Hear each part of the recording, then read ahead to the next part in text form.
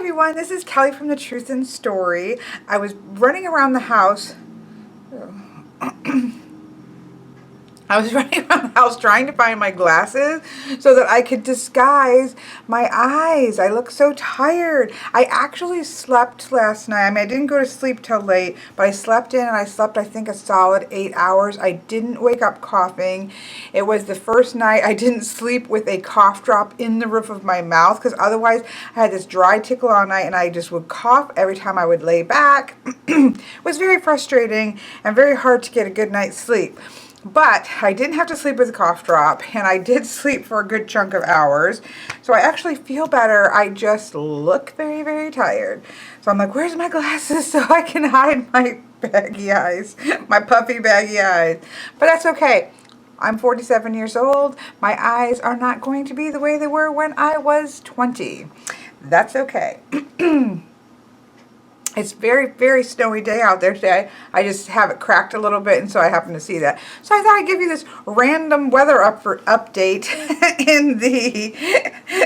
of my weather. But today is my favorite day for Lenormarch because it's looking at decks, and we love decks. Okay, I said I was totally over it, but I still clearly have a little gunk in my throat. I will edit that out. Hopefully I will remember to edit that out.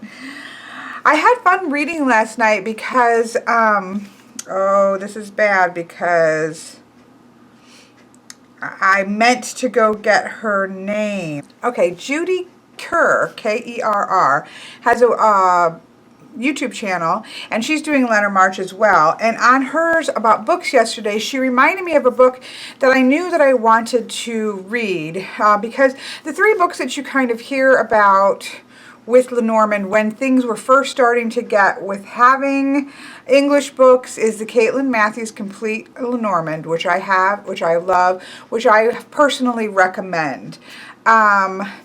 The Reina George Essential Lenormand, which I do not have, which I'm going to get and read just because, again, it's one of those books that is brought up a lot, and so I at least would like to have read it.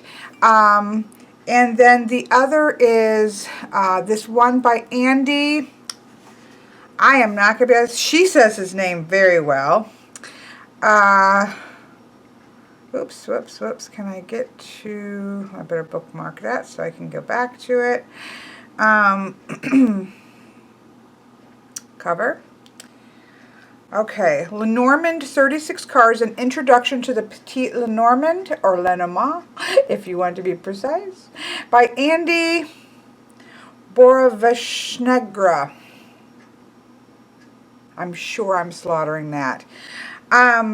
And you can get this, as you can see, in the Kindle format. And it, excuse me, I said I was done coughing, but talking still gets it going. I was able to sleep. Talking still gets it going. This was not very expensive in the Kindle format whatsoever. And I am loving it. It's not a big book at all. Because it's on Kindle, it's a little harder to know how many pages it is. But for example, I don't know. I don't know how many pages it is because it has locations. There's a way to change that to pages, but I can't remember. It's not a very big book, but it's very traditional, which I like. I do go off and do my own things, but I do it in a construct of, this is how I am in general. I do really like traditional things.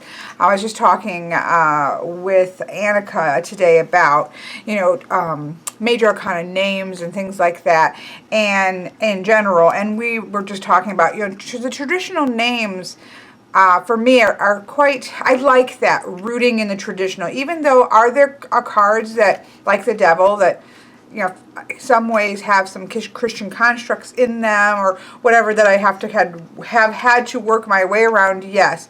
But in essence, I am a traditionalist at the core. This is with all different things.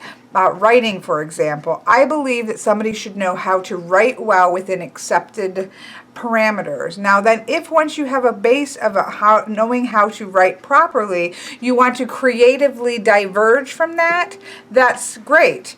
But when you know where the base is, it becomes a creative process and not sloppy writing, if that makes sense. The same thing that comes with tarot. I think that understanding the traditional meanings is an important base for me personally, and then you can diverge from there and go off in your own directions and have your own voice about the cards, but having that base of understanding of the tradition roots you in that system, because it is a system. It's not an oracle set that you can pretty much just do whatever you want. It is a system, and if you diverge too far from the system, it's no longer that system, and again, you might as well make your own oracle set, which there's nothing wrong with that. Same thing with Lenormand. Lenormand is a system. It is not something to overlay tarot on top of. Can you go ahead and do that down the road? That's a personal decision. But in terms of its core principles, Lenormand is its own system. It has a tradition to it. And understanding that tradition and working within that tradition is what allows it to be what it is, a beautiful system that has something to offer. If we diverge too far from it, we might as well make our own oracle card system, because it's no longer Lenormand. So I do like having a traditional base. That doesn't mean that I'm not ever going to say, you know what, I know what the tradition for X, Y, and Z is, but this is experientially how I see it and how I use it. I know how, I should construct a 9 card, but because this is how I view it and see it and has worked for me in experience, I'm going to diverge this way because it works for me. But I'm still in touch with that traditional base that makes it Lenormand. So I am, in some ways, a traditionalist. Now, I'm not that beats you over the head with a ruler and say, you do it this way, or this, this way, this way, or this way, or you are not reading Lenormand, and la, la, la, la. No. In the end, they're tools, and what you do with the tools is entirely up to you. But for me, I like having an understanding of the core traditional construct of Lenormand, because that's what appeals to me, is using this system. Otherwise, I just get a bunch of random cards, which I do with other oracle card systems, and kind of be able to free flow with them. So that's my little spiel on tradition. But he is quite a traditionalist, and I quite enjoy that, because again, it doesn't mean you have to read it exactly the way it is with the near and far method and this changing that and not all these kinds of things, but knowing them is very interesting, number one, and I do think that it helps to enrich however you choose to then go off and read them. And he is quite a traditionalist, and I really enjoy it. There's actually text with how they were originally described, and I really do enjoy what I've read so far of it. Not to mention is the traditional, I guess, meaning of the birds is pretty much how experientially I read the birds, because generally you hear about the birds as verbal communication and things like that. For me, it generally comes up with anxiety. Not always. It does still have the communication and connotation, but there is always that idea of anxiety, kind of little anxieties about it, that when I read that, I was like, yes, vindication. That's why it always comes up that way. And I didn't have that written in my little white books that I had gleaned things from. And I know I've heard that before as well, but that does work for me. So it's always nice when you have your own ideas of something vindicated in writing. Not just teasing. So anyways, I did want to mention that because she reminded me that I had meant to get that. And again, it's on Kindle. And the other one is that Anne had asked me in, I think, yesterday's video comments what I felt about Kindle books. Most of my book, like my Complete Lenormand, is on Kindle, was on iBook. My Ben About When's is Holistic Tarot is on. I don't own a lot of books. I own a lot of guide books for decks, but I don't own a lot of books. That's on Kindle. When I get to Raina George's, I'll be getting it on Kindle. So I have no problem with it. But the only one I have problem with is Holistic Tarot. If you're going to buy Holistic Tarot, I personally recommend getting the book. It's such a big book that you want to be able to just kind of flip through and reference. I do want a physical copy of that. But as far as like the Complete Lenormand, which is my, up until now, my own like real like book on Lenormand, I'm perfectly fine with it on iBooks. I'm able to kind of search through for something really quickly, and so I enjoy it. No problems there. So that kind of answered 2 questions, or made me reference 2 things. But be that as it may, today is about looking at decks. So I have all my decks out. I actually don't have as many as I thought I had. Well, I was happily surprised, although I do have one coming. Miss Boho Gypsy had bought me a beautiful Lenormand deck about 3.5 months ago, and it has had all kinds of travails. It has been lost probably literally at sea because it's coming from Australia. Had to, waited a long time, had to be resent, and it showed up on her doorstep on the first day of Lenormarch, and we both thought that was very, very appropriate. So that's coming. I'll have that Monday, and I'm not going to say what it is because I'll probably do a walkthrough. I will do a walkthrough of it. So I have that one coming, so I think that will make 15. That's not that bad compared to my tarot decks. So I thought, let's take a look at what I have. Now, I'll start with my mini decks because I do quite like mini decks because, again, small space, put all the cards out, very easy. My favorite mini deck was called the Game of Hope, and it's by For the Seekers. They do have another, you cannot buy this right now. However, it is been through Kickstarter it's going to be called the 1889 Lenormand, and it has gone through Kickstarter, so it should be in the publication aspect of things. And they've made some changes to the cards, but it's essentially the same. I just love this deck. I love the images of it. I just love it. Love it. Love it. This is a mini deck. I use this deck a lot because I love it. It has my favorite. Let me see if I can find it real quick. Most of these, if not all of these, if you go to deck reviews, you will see that I have reviews probably on most of these. Has one of my favorite moons. And again, it doesn't matter because, it's a moon. But, yeah, I just love everything about it. It has multiple fish. It has lovely men and women that are facing each other somewhat. The only thing that I don't particularly like is it has the leg in the whip card. I don't think of the whip as to do with sexuality, or just in the way that I read. But, obviously it doesn't stop me from using it. I love the ship. It's so beautiful. So yeah, I really love this deck, and as soon as the other one comes out, I will be purchasing a regular size version of the new one. So, and I love the backs. So this is probably my favorite mini, but I do also love the Black Hand. Although now somebody said they weren't able to get a hold of it. This is the Black Hand Lenormand that actually comes as a full, deck of cards. I just have the Lenormand ones pulled out. But this is the back. Love it. I do have a walkthrough of this, and it's just black and white. And I love it for when I don't want any competing images. I use this with the Wild Unknown. I use it with a lot of decks. It's just, very simple images with the card inserts right there. And all black and white. So, love this deck. I do use this deck quite a lot as well when I'm pulling out a mini deck. So those are probably my top 2 minis. The other mini that I have is the Samhain mini deck, which is by the 7, I'm so bad, because I don't have,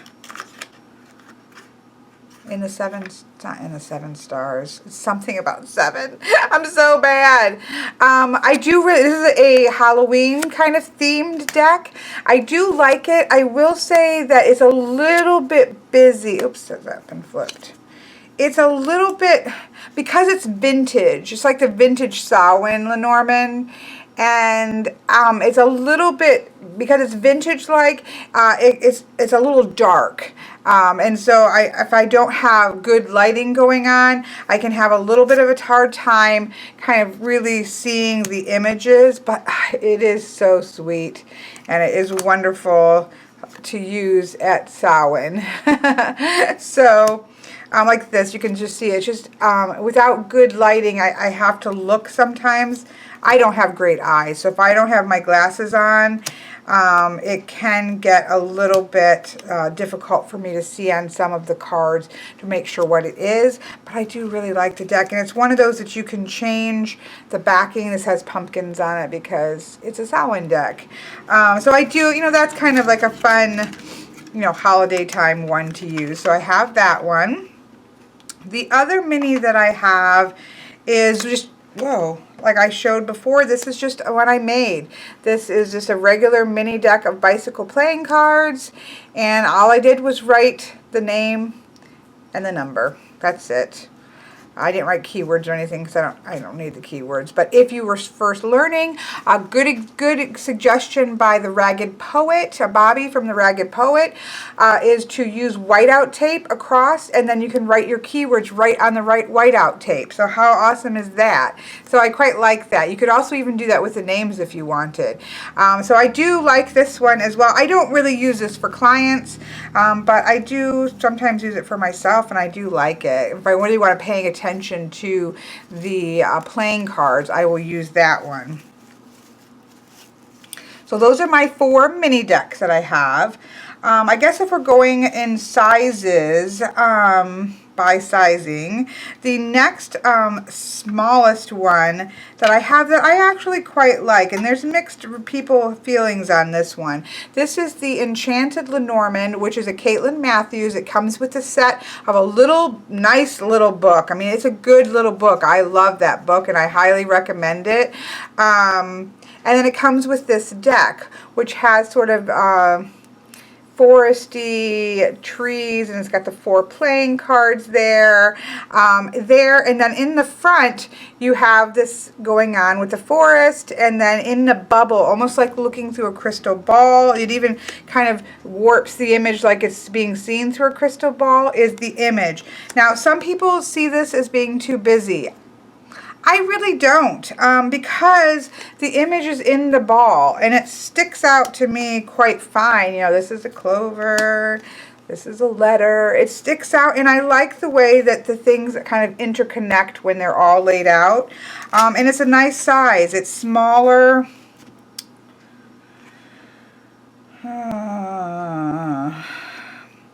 This will be next anyway. I think these are traditional playing card size. So it's slightly shorter and slightly more narrow than a traditional like poker playing card. And so it's a nice size. So I actually quite like this deck. I do find it to be a little bit busy. There's no question. Whoops, now I mixed them. There's no question that it's a little bit busy, but I do still like it, and I do still think that the image pops out from it, and I really do like the size and the idea of gazing through a crystal ball. So I don't use this a ton, but I do use it, and I will be doing the edges. I have not edged a Lenormand deck yet, but this will be the first one, because look at that, that needs to be edged. I just got it out, and I thought, okay, leaving that one out to get edged, so that one's getting edged. The next, this is actually smaller, is my Piatnik trimmed. Look at how nice of a size that is. So you saw what size that one was. Let's just show you some sizes. Oh, I'm missing one of my decks. My Gilded Reverie was with my 3 set that I do with my Cheryl Marchetti deck, because I use that for 3 voices quite a lot now. Okay, so here is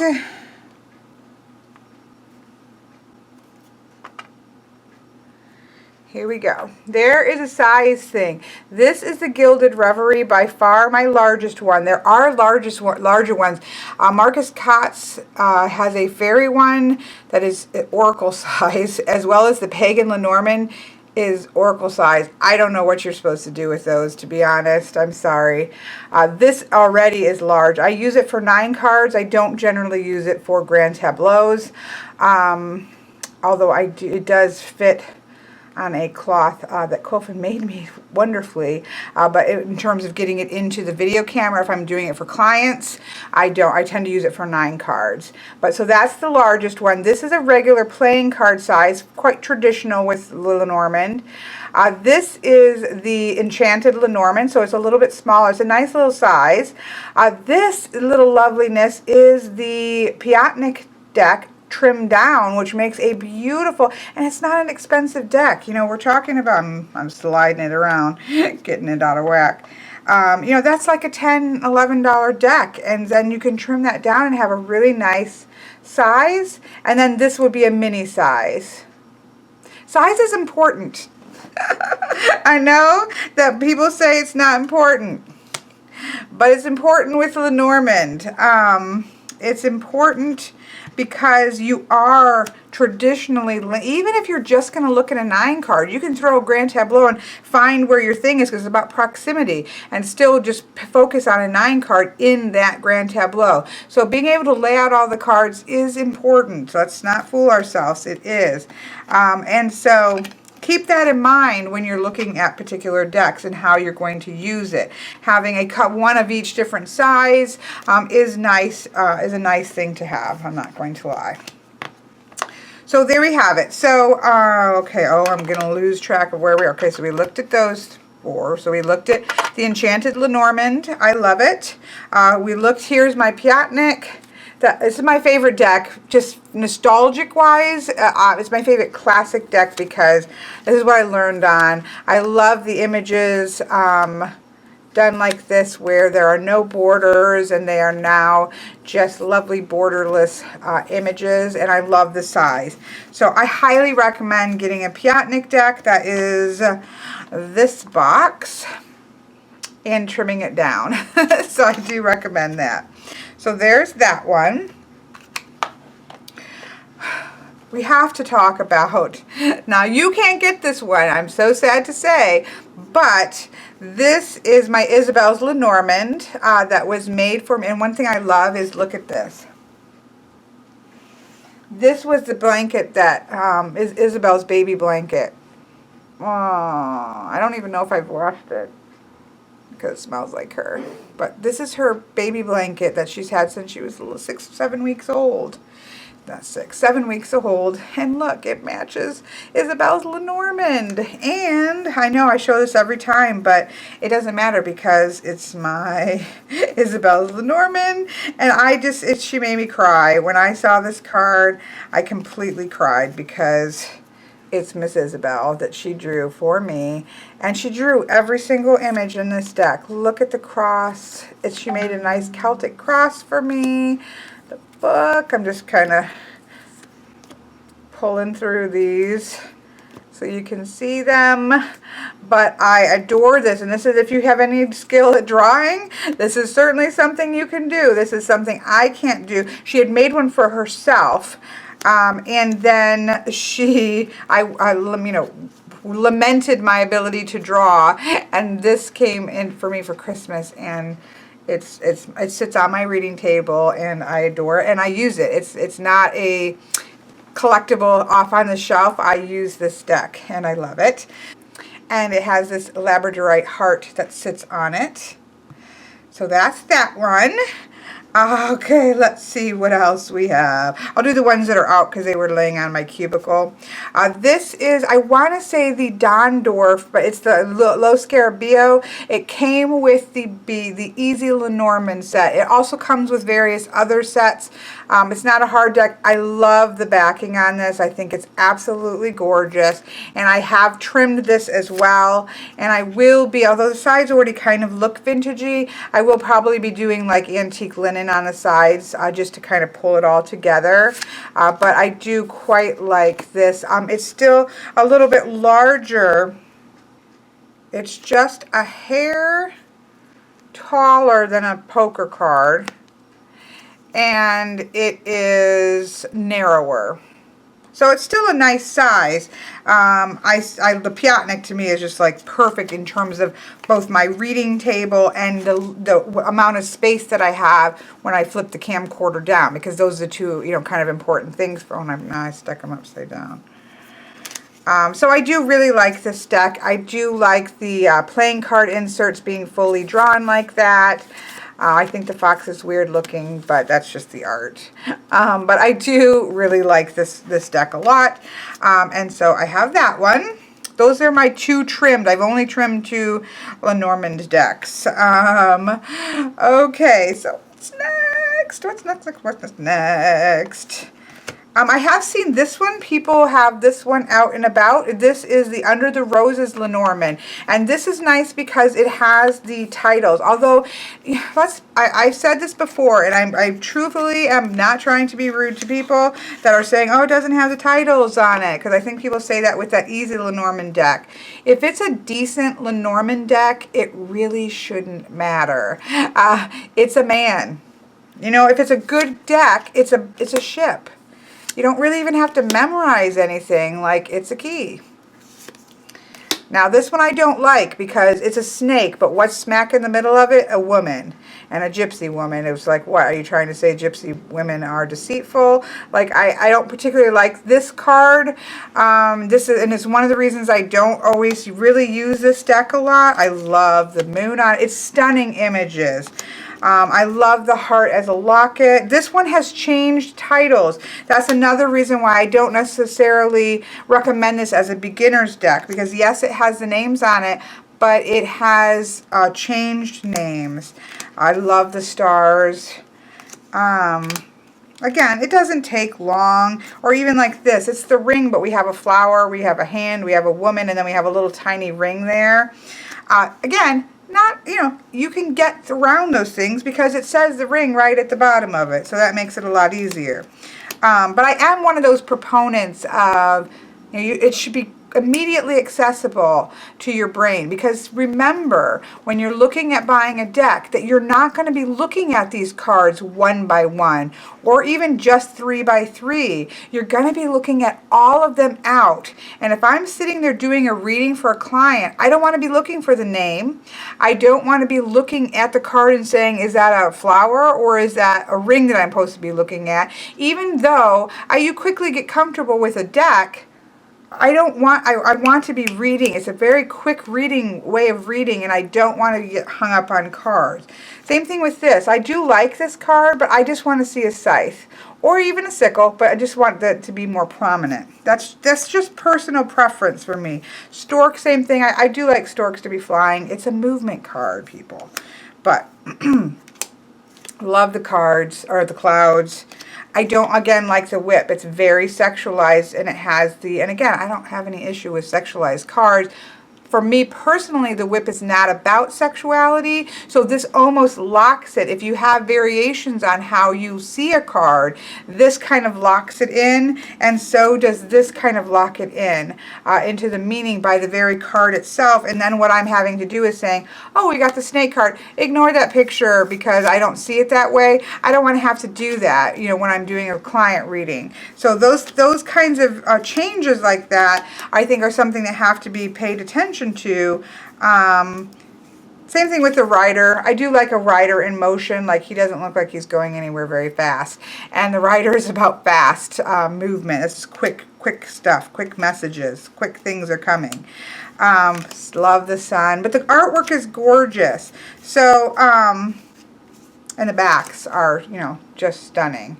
So I do use this deck, and the way I love it is with this particular little deck, because what I can do is lay out, if I want houses in a 9 card, I can randomly draw 9 houses and then just put this on top as the main card, and there's my houses. I can also lay this out as a grand tableau in order. Generally, this deck is kept in order in a box, because that's how I'll use it. If I'm going to do, again, with clients, and I want them to be able to see the label or see the houses, I can lay this out in a grand tableau and then use this card for the actual reading, and then I can reference the houses and they can actually see it. So I love this deck for that purpose alone.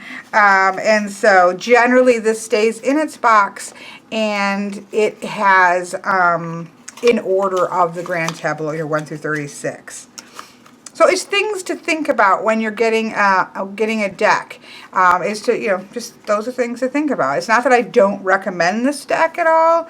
I want to say, again, Lenormand decks are pretty cheap. So I'm glad I have it. Oops, I have some more laying around.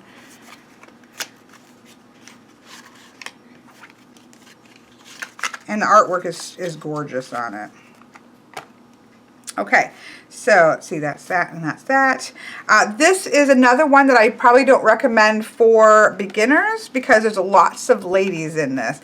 But I love this deck, and I actually use it in my 3 voices with my Tarot Muha and my Vintage Wisdom. Yeah, I think I use my Vintage... No, the Astrological Oracle with the Art Nouveau from Lo Scarabeo. So this is the Art Nouveau Oracle, which is in the irresistible elegance of a new Lenormand. And it's quite beautiful. It's larger. It's pushing... I didn't actually put that one in there. It is actually pushing as tall as the Gilded Reverie. It's just a little bit thinner. So I wouldn't use this for a Grand Tableau either, but for a 9 card, which is at the heart of my 3 voices readings, it's perfect. But there's a lot going on. There's a couple cards that I don't, you know, there's women in look at this Art Nouveau. So there's women in the anchor card.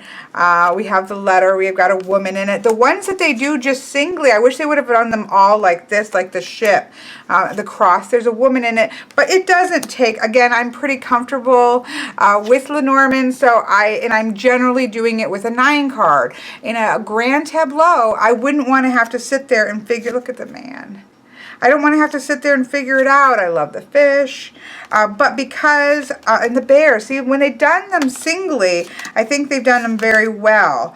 But then, you know, it's a broom and a whip. You can still see it's a broom and a whip, right? So I actually quite like this. You know, the birds, again, the woman is the feature, not the birds. So it's not one I maybe would say, oh, you have to buy it. But if you love Art Nouveau, if you're fairly comfortable with Lenormand, it's so lovely. And I'm really happy to have it. And I actually, this is another one where the ring is like, okay, here's her ring way over here. The whole card is about the ring, but we've got this lady here. But look at the lady card. So I do love it. It's one of those, it's like with reservations. I do, if you really love Art Nouveau, or if you really want to have one for 3 voices and just use it as a 9 card, I recommend this deck for that. But, you know, 'tis what it is. So there's that one. Love it for what it is. Okay, we're going along. I guess we're working our way. That one I skipped because I was going by size, but I skipped right to that one.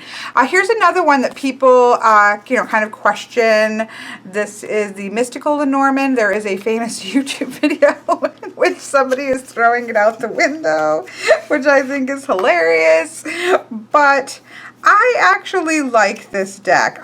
You know, I didn't get it for a while because of exactly what people say. It kind of is moving towards an oracle-y. It's kind of moving away from traditional Lenormand.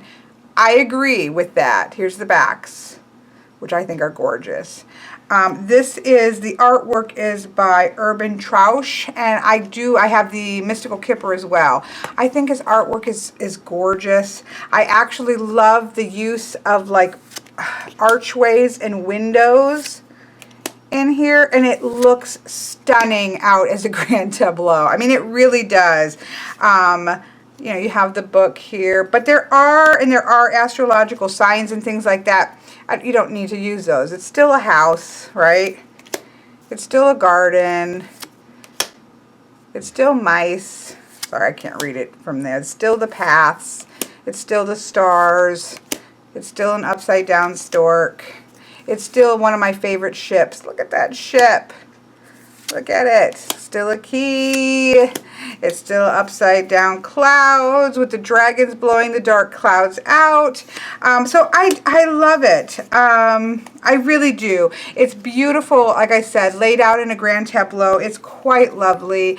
Once you understand, okay, which card is this, which card is that, I think it's perfectly usable.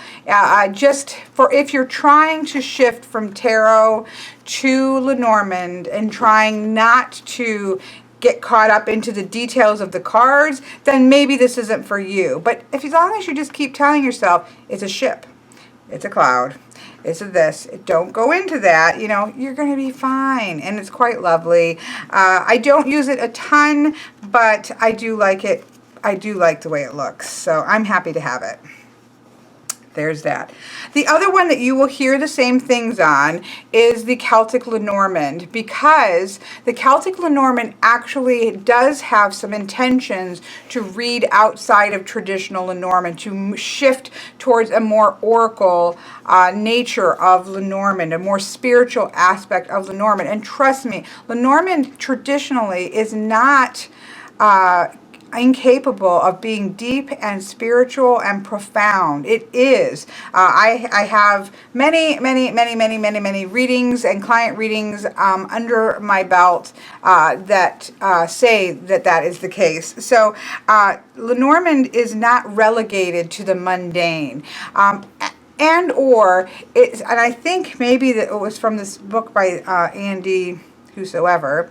I don't know if it was there that I read it, but I read a really good thing about the idea of that's almost saying that there isn't spirituality in the mundane, that our lives and our daily living isn't spiritual, isn't esoteric, isn't the root of the universe, so to speak. It's trying to separate tarot up here in the esoteric world and the, the angel choirs, and then here's Lenormand down here in the dirt and the grime that has no spiritual connotations. That's really setting up a dichotomy versus understanding I guess that's my Buddhist side. That's, that there is spirituality in washing dishes and in our daily lives and the daily grind and the getting through day by day and down in the muck and the mire of living. There is that is where spirituality lies.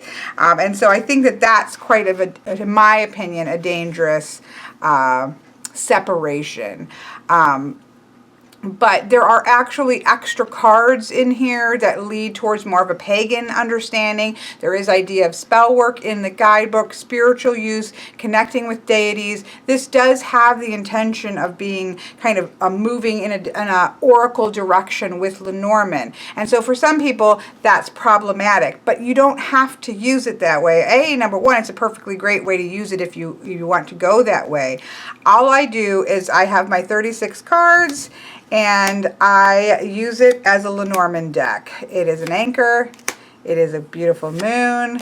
It's beautiful fish, beautiful clouds, beautiful clover, beautiful coffin card, beautiful tower. You know what I'm saying? It's what you want to do with it. I do wish this is the only card that I wish that the heart was more front and central. That's just, again, personal preference. And there are some changes to make it fit. There's not an actual coffin. There is the kind of stone, going into a burial mound more that the Celts would use. There isn't a formal garden. It's the meadow. There aren't bouquets. It's flowers. But it's in my opinion, there's hand fasting instead of the ring because they didn't use rings. But I love the path card. I love this deck. I use it all the time. I use it as what it is. I use it as a Lenormand deck. You can go further with it, and it does have a lot of that, and that may be confusing to somebody that would just take that as a new deck and without any kind of knowledge of it. But I'm pretty sure that she explains all that in the guidebook. It's a pretty nice guidebook. The scythe is a scythe. It's gorgeous, and it's Will Worthington's art. So yeah, I love this deck. I use it all the time. I use it as a 36 card Lenormand deck, and I read with it traditionally. So there you have it. That's another one. And it's got a wonderful box. Probably close to, I love that box. This, truthfully, the Gilded Reverie has my favorite ever box because it has the magnetic little flat box, perfect box. I wish all boxes, Lenormand boxes, were like that. So this is the Gilded Reverie by Ciro Marchetti, and I actually bought this because clients asked me to. I really wasn't sold on it, A, because of the size, and B, because I wasn't sure, I really wasn't looking, that kind of art style, that bold, rich colors was just, it's not something I would put on my wall. But I'm quite glad that I have it. Again, I use it for 9 cards with the Oracle of Visions and the Legacy of the Divine Tarot by the same author, and it reads gorgeous. I mean, that 3 card, I use that in 3 voices a lot since I've gotten that tarot deck. It's quite clear, it's covert, it's bold. One of my favorite ships because I love dirigibles. It's very bold. The people can be slightly romantic novel-y, but I love the storks. I mean, it's really gorgeous. It's just bold and bright and big. I wish that I could have this and the Fin de Sickle Kipper deck. If wishes were fishes, I would have the Gilded Reverie and the Fin de Sickle, which is the same size, a little bit slightly larger Kipper deck, which is my favorite Kipper deck, in poker size. So that's what I wish. I wish. But I do love it, and I do use it now that I have. I didn't use it a whole lot because of its size, but once I had traded for the Oracle of Visions and fell in love with that, and then once I got the Legacy of the Divine in order to go with this and that, and it's actually a set that I use a lot. It photographs beautifully. It's very bold for client readings, and I do use it. So there you go. I know this is getting so long, but I have decks and I have to talk about them. Okay, we're getting there. We're getting there. Put these back on here. Pixie's Astounding Lenormand. For those of you who love the Rider-Waite-Smith, who love Pamela Coleman Smith's artwork, who love little tins, who love cute little guidebooks, who love gorgeous little backings, look at that. It's one of my favorite backings. How sweet is that? And so this takes images from the Rider-Waite-Smith, Pamela Coleman Smith's images from pieces from the Rider-Waite-Smith cards, as well as a couple of her illustrations, like book illustrations. And there are a couple that get a little bit piecey. Its coloring is gorgeous. It's very much, if you have the Centennial Rider-Waite-Smith edition, it looks beautiful with that. I have the tinned edition so that I can throw both of those in a tin, and I've got a tarot deck and I have a Lenormand deck that match beautifully and can go in my purse and not get banged around. I eventually think I'm going to probably get the full-size Centennial Rider-Waite-Smith because I do love that deck. So it works gorgeous with that. There are a couple cards that, because they had to work a little bit to get them to, I'm trying to find, the Lady and the Man have like a nice bold top so they stand out very well. You can see them more on the man. So they stand out, the significators stand out. I don't like the letter. Again, we have a woman. All the rest of the cards are just a dog is a dog. And then the letter, we have this woman, all in white with a white letter. So that doesn't stand out. But, after the first couple times, you just know that white woman is the letter card, right? So, again, let's be a little bit common sense before we freak out. Not to mention, these do have the names on the bottom. So we have the garden. We have the crossroads. I'm trying to find, there was a couple, like the bouquet is sweet. The fish, there's a couple that look a little bit stamped on there, like these fish are just laying there because they needed a bunch of fish. I think the storks are a little awkward. Look at how cute the child is. I love the ship. The key is a little bit awkward. because it, you know, it feels like there's different, and this one actually was like different pieces of things kind of stuck together to make a key, but it's a key. I mean, I know it's a key. The storks kind of look a little bit stuck on there, and the rainbow looks stuck there, but I love it. I use it. I love it. What else is there to say? I really do like it. I think it's a nice little deck, especially if you are kind of a tarot enthusiast and you kind of like that nod to the Rider-Waite-Smith, and or to use those together in conjunction is also quite lovely. Now, when I use in conjunction, because that's a conversation for another day, it's not that I am reading Lenormand as tarot and or reading them combined together, so to speak. My three voices, I have a 9-card. I do a 9-card reading to start. It's a 9-card reading. It's not a tarot reading. It's a 9-card Lenormand reading. And then I start adding in voices of tarot and that, and I'll refer back to them and how they kind of talk to each other, but I'm not blending them. I'm all for letting Lenormand be Lenormand and tarot be tarot and so forth and so on. Just to clarify that. So that's that one. Just great little tin. Love the new concept with tins going on. I really want the Morgan Greer in a tin. So there we have that. Then I have a couple self-published. Well, I've already shown a couple self-published decks. Like this is a self-published deck. This is a self-published deck. The Samhain is a self-published deck. I think those are the two self-published decks.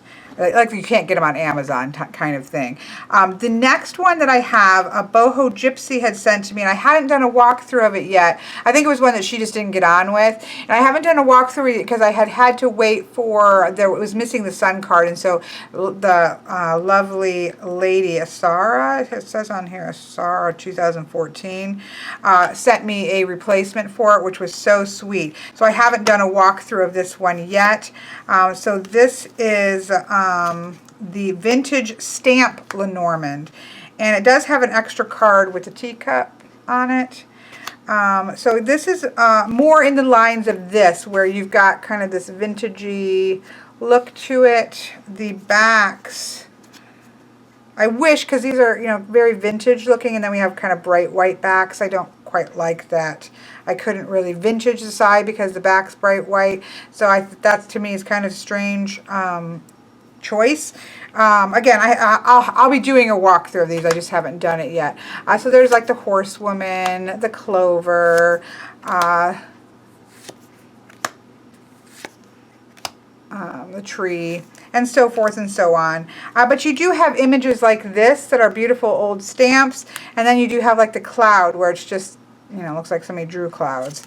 The dragons, things have changed, and I will say, because again, Miss Boho sent this in her box of, she sent me a big box of things that just, you know, she was purging from her decks, her system, and like, if you want to keep any of it, keep it. If not, pass it on to people that need it.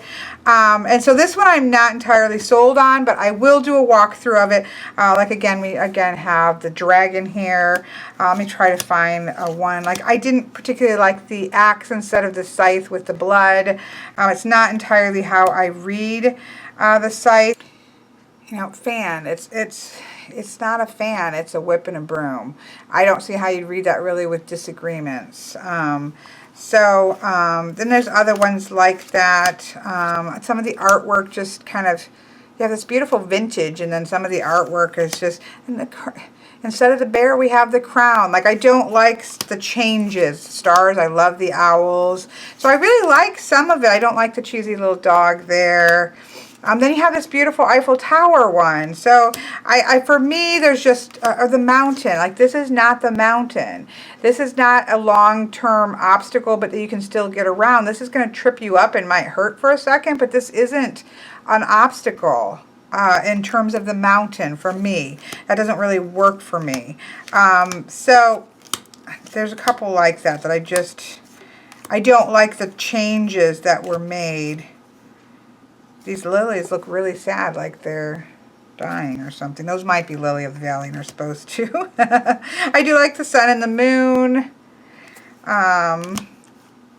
You know, I like the fish, I like the anchor, I like the cross. So there's just some of the name changes that just don't work, and I don't want to have to, why is it? Yeah, and I don't want to have to Explain, yes, that's what's on there, but ignore that. This really means, I don't want to do that with clients. And so this was one of those that, you know, I don't really like the changes that were made. So I will do a walkthrough of it though, because some people might love it.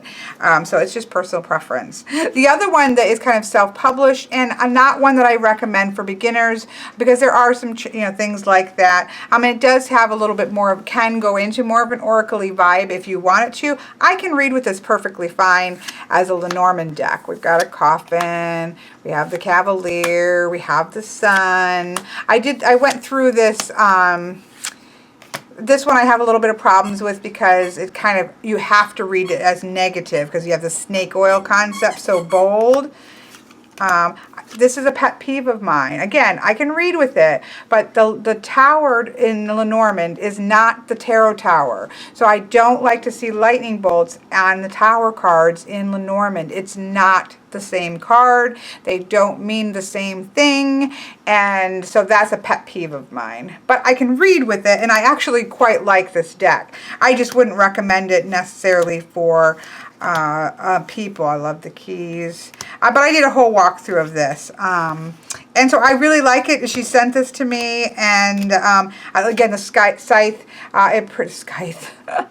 the scythe card kind of locks the meaning in, and it removes the harvest connotation that I personally like. I love the fish. There are a couple problematic cards in here, and it is very busy. You know, it's definitely more oracle-y looking. I do quite like the stork. So I like it. I will use it, but I wouldn't recommend it for beginners. There you go.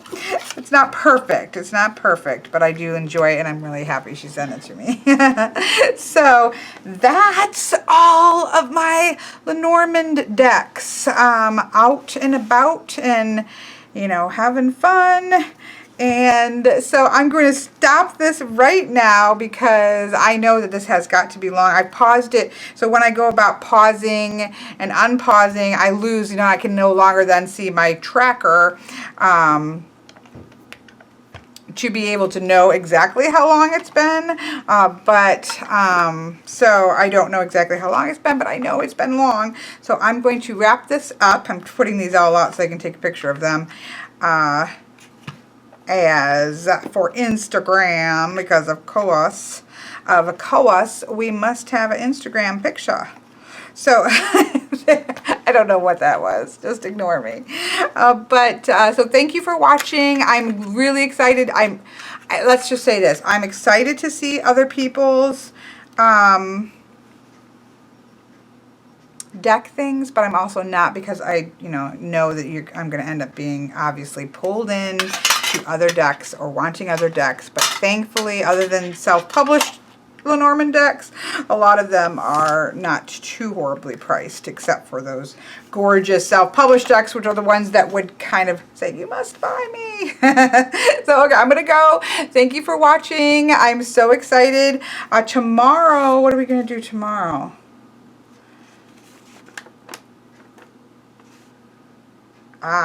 See, I guess I already covered this. This is bad, because we're going to talk about what decks don't work. Because I do think that's important, but I already kind of covered that. I should have read my own list. Oh well, I'll just do a reading. I'll do a reading for us instead. Do whatever you want.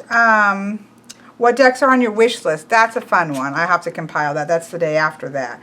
So I guess I had a lot of, you know what happened is I made the list, and I knew I had to double up the meetings because there wasn't enough days, and I did want to have days for going through all the different spreads. And then I realized there were more days. For some reason I thought it was February, not March, and so I had extra days. So I think I stuck extra deck questions in there. So you can do whatever you want. If you've already covered which ones didn't work for you, do a reading. Do a reading instead, because that's probably what I'll be doing. I will probably touch on, I'll pull out the ones and why they're problematic, but I really pretty much covered all of that today. And so I probably just, play with a reading for all of us tomorrow, so I'll just pick a fun spread and do it for you. Okay, goodbye.